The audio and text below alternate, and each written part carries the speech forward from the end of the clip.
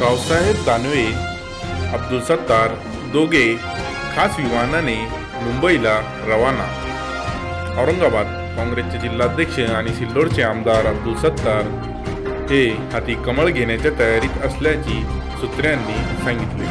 औरंगाबाद लोकसभेसाठी सत्तार यांनी बंडखोरी करत आज अपक्ष उमेदवारी अर्ज दाखल केला होता। बुधवारी रात्री 10 वाजता आमदार सत्तार आणि भाजपचे प्रदेशाध्यक्ष रावसाहेब दानवे चिकलठाणा आंतरराष्ट्रीय विमानतळावर एकत्र दिसून आले।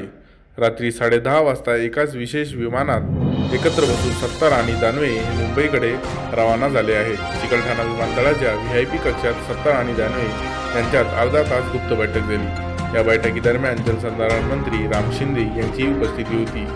बंद खोलीत अर्धा तास चर्चा करून हे दोघे विशेष विमानाने मुंबईकडे रवाना झाले।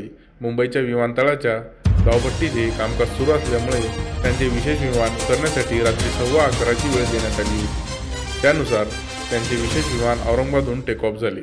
औरंगाबाद लोकसभा मतदारसंघाचे काँग्रेसचे तिकीट आमदार सुभाष झांबड यांना दिल्यानंतर आमदार सत्तार यांची नाराजी बाहेर आली आहे। त्यानंतर त्यांनी काँग्रेसच्या जिल्हाध्यक्षपदाचा राजीनामा दिला।